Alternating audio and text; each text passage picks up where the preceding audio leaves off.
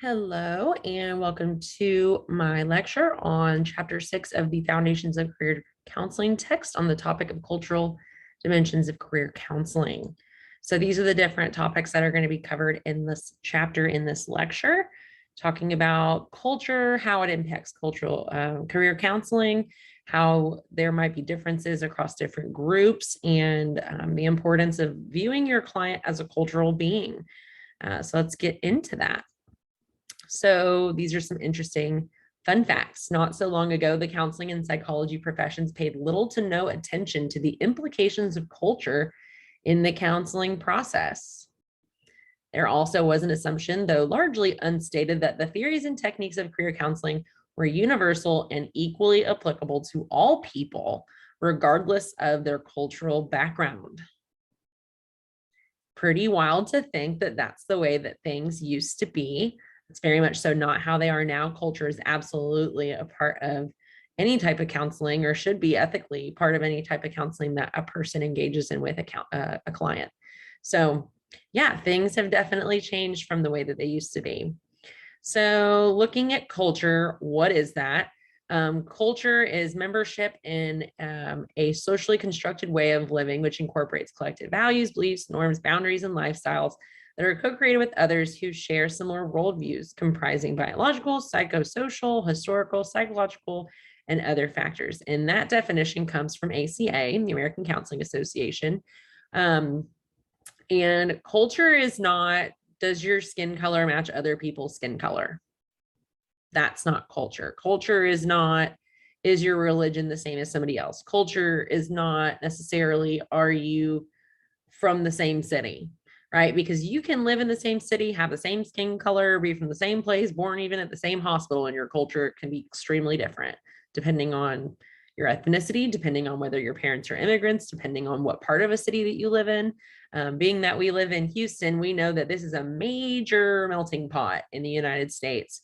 And depending on what part of Houston you go to, you can find Asian culture, Indian culture, Black culture, white culture, like there's all kinds of cultures here.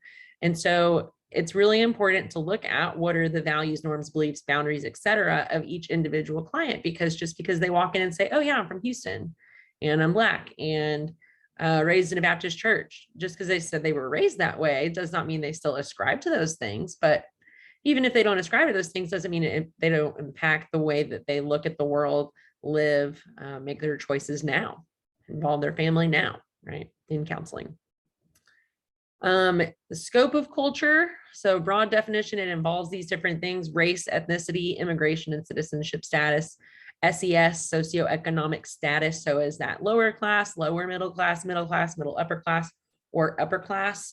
When I am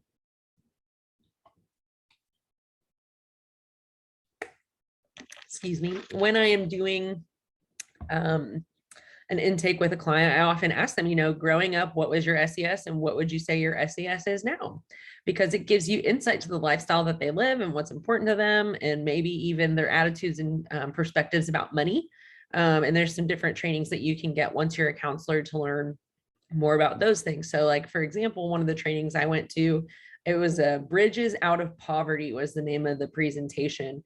And they were talking about how persons in the lower class often have a spend it now because I might not have it later type of mentality about money, versus people in the upper class have a very investment oriented view of money and putting it in places and having a lot of nice things. And, they might have stocks and IRAs and these different kinds of things. So just knowing a client's SES can help you with understanding goals, values, outlooks, beliefs, all this stuff.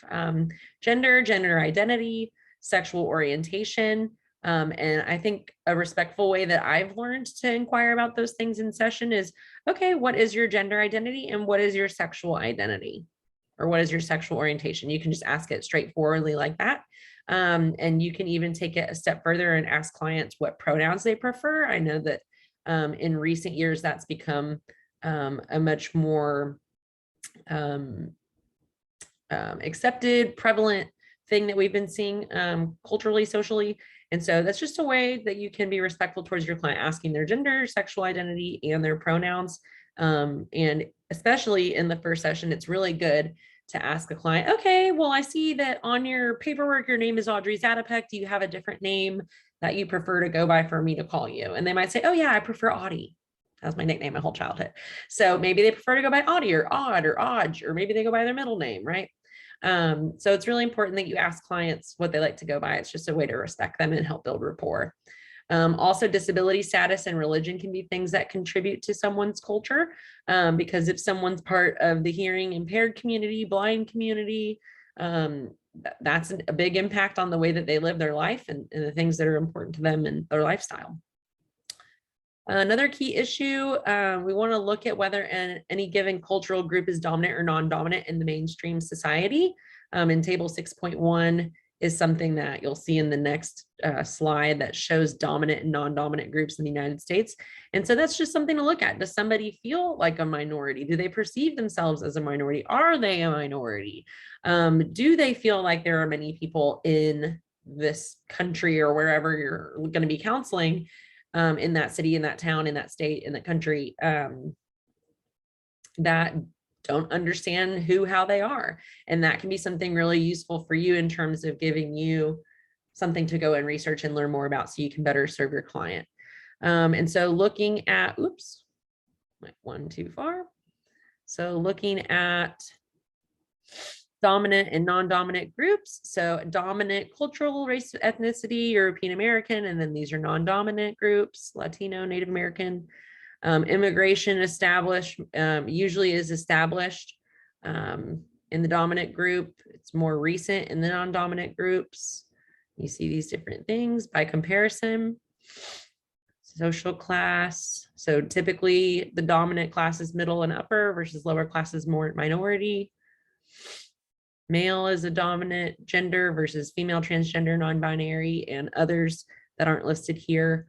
If I remember correctly, this text I think came out in 2016. Yeah, so the text would probably look different if she did an updated version and be more inclusive with gender identities, as well as sexual orientation. That's not all inclusive either. Disability status and religion. Christians definitely dominant in the United States. So going on to the next slide, zoom in a little bit here. So looking at traditional assumptions. So 5 culturally encapsulated assumptions in the United States. There's individualism is really important, the centrality of work, like you build your whole life around your job, affluence, equitable opportunity structure, and personal agency.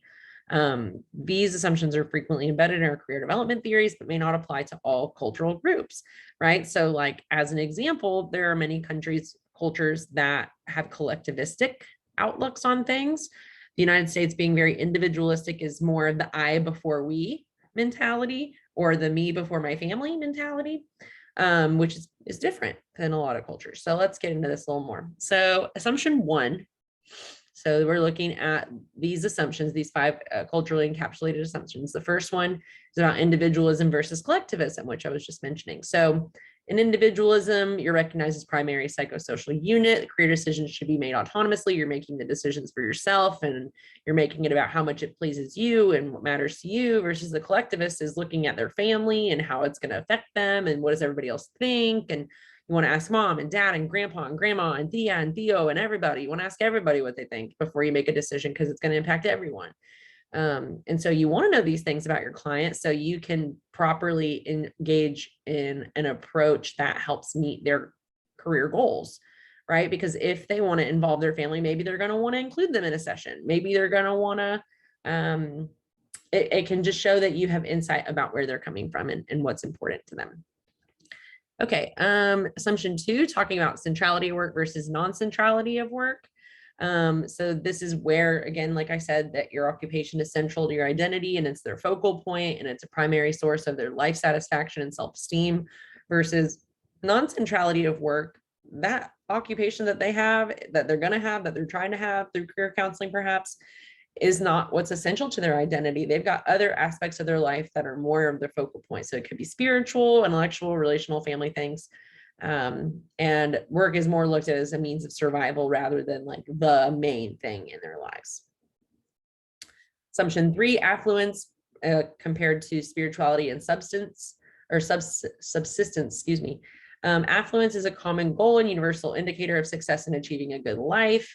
Career success is measured by the level of one's income, and they'll usually prefer a job that has a higher yield of income. Versus the spiritual subsistence group, spiritual intellectual goals are more important than material wealth. Career success is measured in large part by whether one's income is sufficient. Once subsistence needs are met, people will prefer jobs that require fewer hours at work and discretionary time for spiritual, intellectual, or relational pursuits is a common goal. So you just see very much it's more about the money versus it's more about quality of life. It can support the life that they're wanting, which those are very different things. And understanding which category your client might fall under, or if they pick and pull bullet points from either column is important to know too. Okay, equitable opportunity structure versus inequitable. So equitable perspective is everyone's got an equal opportunity for a good education, career development, being hired, success at work, and success is determined primarily by dedication and hard work. Versus inequitable, they view the opportunity in structure in the US as inequitable. It gives people from dominant cultures an unfair advantage, and people from non-dominant cultures often experience systemic barriers to education and career success. And even looking at these assumptions, you also want to be thinking about, how do I fit into these categories, right? So do I lean more towards individual or collectivism? Do I lean more towards centrality of work or non-centrality? Do I lean more towards affluence or the other column? Do I have a more equitable outlook or inequitable outlook, right? And then even looking at number 5, personal agency versus socio-political determinants. If you know what your attitudes and values are, it can better help you with not having bias or trying to influence a client to make career decisions that align with your outlook and your attitudes and values career-wise, right? So it's not only important to know these things as a way to help your clients, it's also really important to know it about yourself, so that you're not imposing your values on clients to meet goals or follow structure that works for you, but not maybe for them. In comparing personal agency to socio-political determinants, the personal agency has emphasis on choices and volition. People are responsible for their own education and career success, and there's no limit to that. They view career disappointments as a reflection on their own personal deficits and how they need to improve on themselves. Versus socio-political determinants view the agency, if you will, as there being fewer opportunities to make choices. Socio-political realities limit how much success one can have. There might be socio-political barriers to success that exist, and career disappointments are typically reflecting contextual barriers related to cultural membership, right? So it might be that where they've tried to work, bosses are racist. I mean, there could be so many different things, or maybe there's differing political views. I know that I was watching a really interesting show the other day. It's called 90 Day Fiance. And one of the people in the show, his mother was divorced from his father. And so she wasn't able to get hired in Tasmania because of that's the culture there. So if you're divorced, you're seen as dirty or less than. And so that's absolutely a social barrier. Because you're divorced, you can't get a job. In the United States, that absolutely wouldn't fly, extreme discrimination, but that's the United States and that's Tasmania, right? So if someone's an immigrant from Tasmania, they might be really confused if they have all these job opportunities and they're divorced. You're like, what? Right? So they might not have any idea. So that's where education can be really useful, in just knowing different cultures and where people come from. Big questions. So why do we care about culture? Why shouldn't we just treat everyone as equal? Well, I mean, I think some of the answers to those questions are very straightforward. But the second one, not everyone has the same life opportunities or same life experiences. So to treat everyone as the same, it would be a disservice. So looking at etic and emic approaches, etic is assuming that universality of experiences exists as it focuses on the commonality of humans, and it's blind to culture. So it's a very broad view. Now, emic perspective does not assume universality of experiences, and it focuses on specific knowledges and experiences and cultural awareness. Right. So we want to have a more emic approach to things when it comes to being culturally aware, because we're looking at, how do you differ from me? How do you differ from the last client I had, right? Just because the last client came in with a certain set of issues doesn't mean the next one will, even if skin color is the same, religion is the same, whatever. You got to get into these things with individuals. So this chapter takes an emic approach, which remember is looking at more specificity. It addresses differences across and within, strategies, potential impact, and some tips. So cultural dimensions, particularly salient in career counseling, are looking at the worldview, socio-political realities, and the social class, which we've already kind of gotten into each of those things this far, but let's keep going. So differences across cultures. So we want to look at ways in which clients of various cultures may differ from one another. So someone from Mexico might have a very different cultural life experience, lifestyle from someone from Spain, or even from Guatemala or Venezuela or Colombia. Yeah, they all speak Spanish, but that doesn't mean that their cultural values and practices are exactly the same. So in being able to, in an effort to be able to parse out the differences between clients that might come from similar cultures, you want to look at their worldview, socio-political realities, and their SES, that socioeconomic status. Also, you can look at the individual versus collectivism aspect of a client through looking at how they view time, attitudes towards activity, locus of control, locus of responsibility, their relationship to nature, time orientation. As an example of that, like in Spain, people have time for siestas. So like, that's why a lot of people from Europe might eat dinner like at 9 o'clock at night, because they often make time for naps during the workday. Like when I was waitress at Perry's Steakhouse, I had a lot of tables that would come in late at night at 9 o'clock, and they'd be there till 11, because I guess they had a siesta fiesta. Siesta means nap earlier in the day. And so they're having a later dinner. So looking at how do they look at time, and how is that going to affect the way that they look at jobs, right? Locus of control, you may or may not have ever learned what that means based on whether you were a psychology major. So locus of control has to do with a person's perspective on where the control in their life lies. So do they have an internal locus of control where they believe that they can affect their world and make it different and in their life and impact their life to get better or worse or whatever? Or do they have an external locus of control where they believe that it doesn't matter what they do, the world's going to do what the world's going to do, and they're powerless in their life? Those can absolutely impact the way someone approaches career counseling.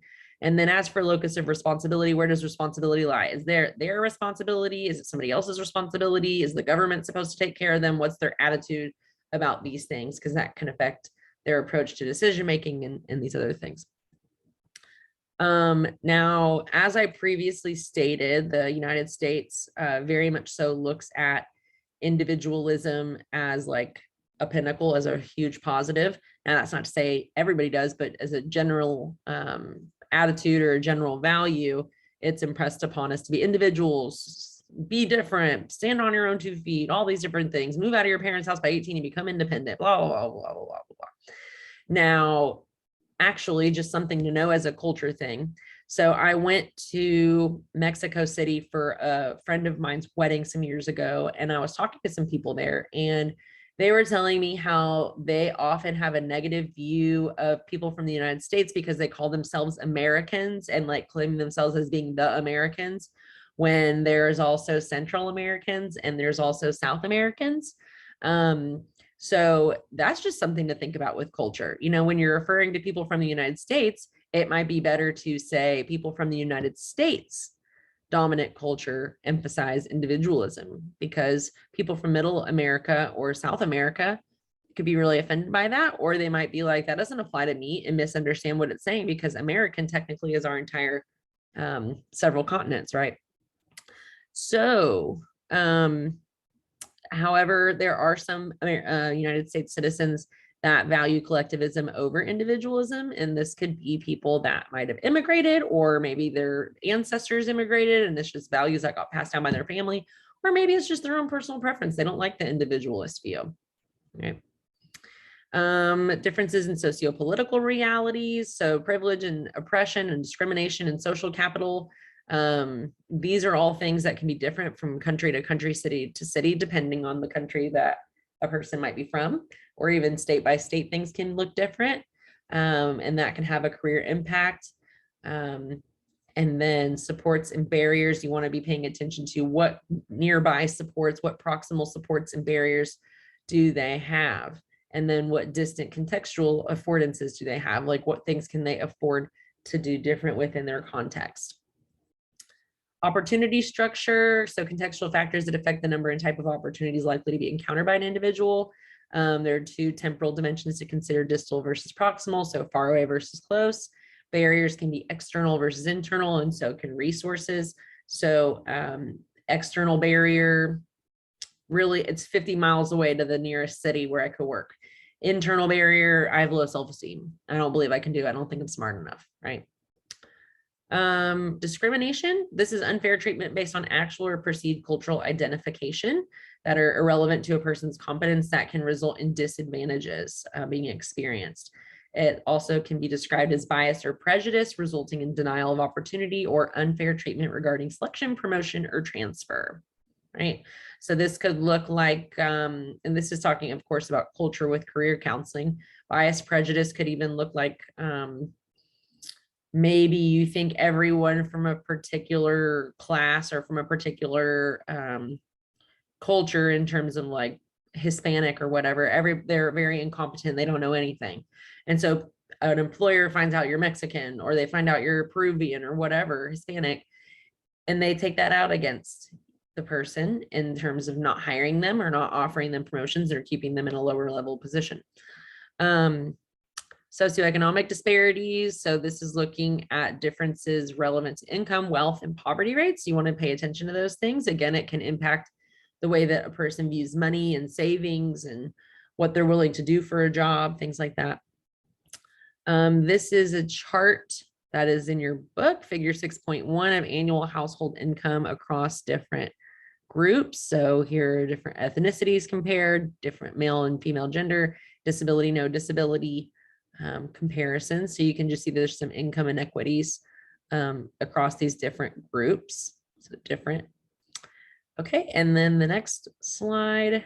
This is looking at wealth that is across these different groups. So which wealth is one's assets minus their debt. So how much money do they really make after they have debts paid off, right?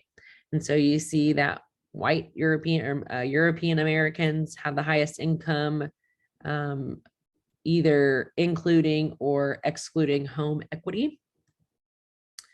As for the poverty rate, you can see that it is highest among Latin Americans, African Americans, females, and those with disability. And this is data from 2013, so that might look very different now being 2022, that's almost 10 years. And then for this slide, it's looking at wealth again. Poverty rate, excuse me. So the poverty rate, we already saw that. And then potential barriers to socioeconomic mobility.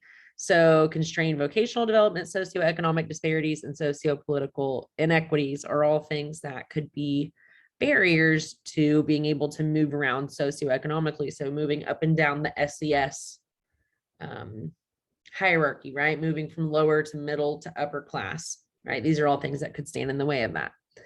And you also want to be mindful that some clients might identify with multiple cultures. So maybe dad is Irish, but mom is Mexican, or maybe dad is Black, but mom is white, right? Looking at immigration history, acculturation, how well have they been able to adapt to the culture that they're in? And what does identity development look like for them? Were they successful in developing an identity and knowing who they are and having confidence in that or not? When a client might identify with multiple cultures, you want to recognize that they might have different membership among those different groups. So maybe they more align with white or Black or Hispanic or whatever it is. But you want to ask, and they can even have membership across different cultural groups from the standpoint of religion, disability status. You know, maybe they'll go to church with their Jewish mother and also church with their Catholic father, right? Totally different, but those cultures are very important because they grew up going to both, maybe, right? And regardless of family, they can ascribe to or belong to different groups just because of who they are and the life difficulties that they may have. So someone doesn't necessarily choose a disability status, right? But they can belong to a disability group, and they could also belong to, they could be a female, Mexican, also, what's a minority religion? Maybe, oh my goodness, Jehovah's Witness. And they also have fibromyalgia, right? And there's so many other things I can say. So you see what I'm saying? It can be somebody that's got multiple minority group memberships, and you want to pay attention to that because it affects the way that they view themselves, they view the world potentially, and you can't know unless you ask. It's also important to determine the cultural dimensions most salient for each individual's identity, which is kind of what I was just already saying, right? What's most important for them? Yeah, maybe they've got fibromyalgia and Mexican roots and whatever, but maybe the most important thing to them is that they're feminine, female power, and that's really important for feminism for them. So that's why you ask. That's why you have those conversations with your clients. For immigration status, you want to look at whether it's established, voluntary, or undocumented, and what that looks like for them. Are they refugee? Are they disenfranchised native? Or is it an undocumented situation? Because that can also impact career counseling and what that looks like for them, and any fears that they may have about getting employed. As for acculturation, so enculturation is where you first learn a culture, and then acculturation is learning the new culture. Different strategies that people can acculture themselves involve assimilation, separation, integration, and marginalization. These are different things that they can experience or go through that can lend to how much they do or they don't acculturate. And you can see figure 6.5 in your text. Identity development is also really important, as it says a la Erickson, looking at the stages across the lifespan. Where is this person in their development? Are they 40? Are they 20? Are they 15? Are they 86? How old is this person? Where are they at in life? And that can help you with understanding their hopes, goals, aspirations for career counseling. And then cultural identity development is also important to look at. Has this person explored, identified, clarified their racial, ethnic, gender, sexual, and class identities? And what do those things mean to them? Also, within the identity development piece here, there's some different models you can consider. You can look at racial identity development by Atkinson and Cross and Helms and those other folks, feminist and gender identity, and gay and lesbian identity. Another particularly useful model for career counselors is the optimal theory applied to identity development, which is the OTADE model by Myers. That can be something you can look at as well for employing in your practice. The OTADE identity development model looks at these 7 factors here from 0 to 6. And it talks more about that in your text.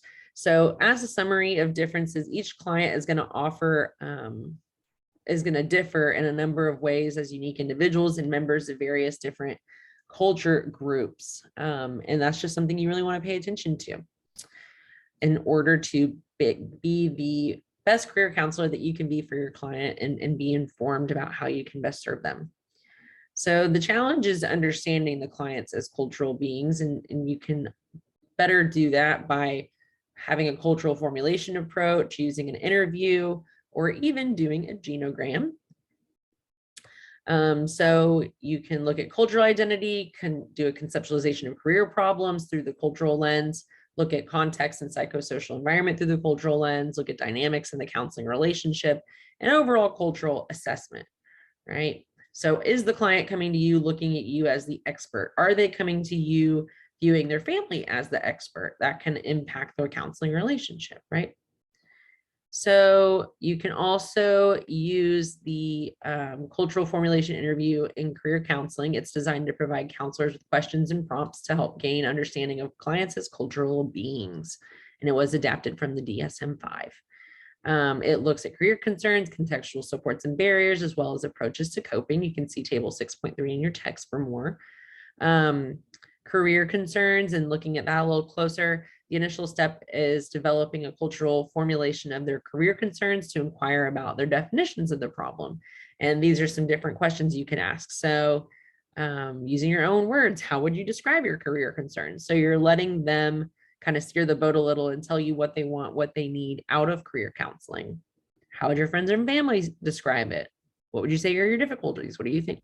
So just because someone's coming into your office doesn't mean they don't know anything. They're the biggest expert that they could possibly be on themselves. I mean, depending on the theory that you use to do your counseling. But they've been living with themselves their whole life. So at least in my perspective, from my theoretical orientation, a client knows themselves better than you ever maybe would. And especially with a particular issue like this, with career issues, you can't maybe know they're having an issue with finding somewhere hiring without the COVID vaccine or whatever it might be. Looking at contextual supports and barriers, like it says, people with career concerns don't live in a vacuum. So you want to look at any stressors or supports related to the career problem that they're presenting with. And you can ask these questions of them. So besides career, what are some other stressors that you have in your life that might be potentially impacting this career issue that you're having?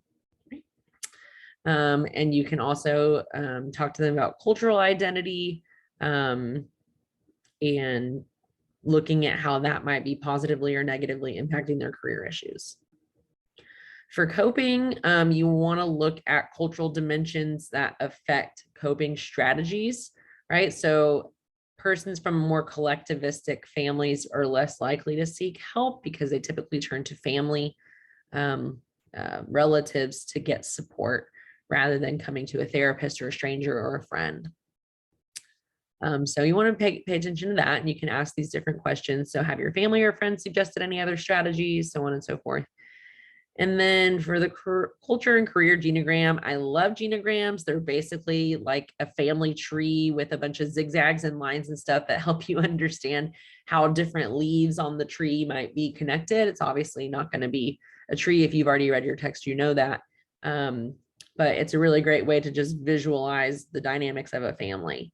And it can be used for a wide variety of purposes. But yeah, it can absolutely be used as a career genogram, and it's just basically looking at the different jobs different family members have had, and to make maybe understand what kind of family this person comes from. Has everybody been a doctor but them? Has everybody been a lawyer before them? Or has everybody been a blue collar worker or what have you?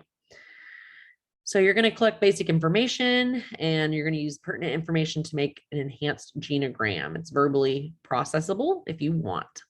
So these are some different symbols. You've probably already seen them in the text that you can use to identify different individuals on the genogram.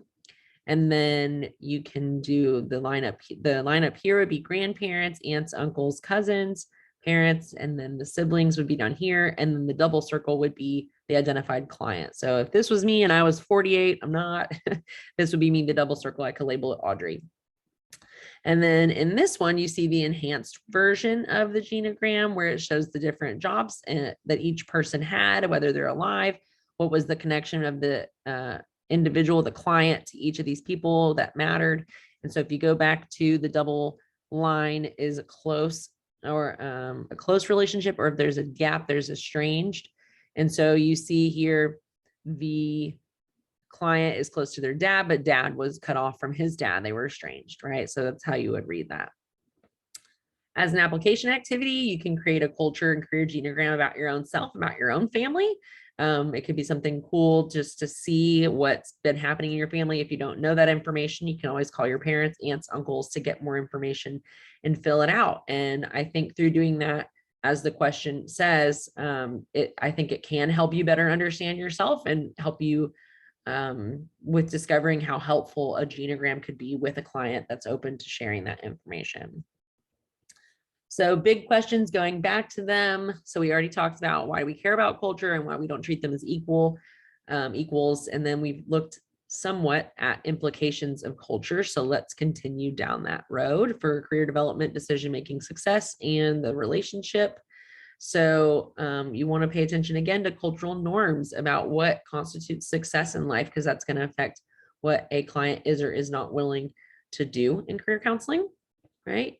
Pay attention to educational achievement, career pursuits, and how much they value education, etc. individually. Want to pay attention to societal messages that impact their career aspirations and stereotypes about their own cultural group, and if they ascribe to those or not. Maybe they don't. Maybe like, yeah, the stereotype is this, but that I'm not that. I'm not like that. No, that's not for me. Socio-political realities. So paying attention to privilege, discrimination, barriers to support, vocational expectations they have impressed upon themselves or family has. Also looking at socioeconomic factors that contribute to educational experiences they've had, their objective skill set that they've learned or not learned, and their self-efficacy beliefs. How capable do they believe that they are?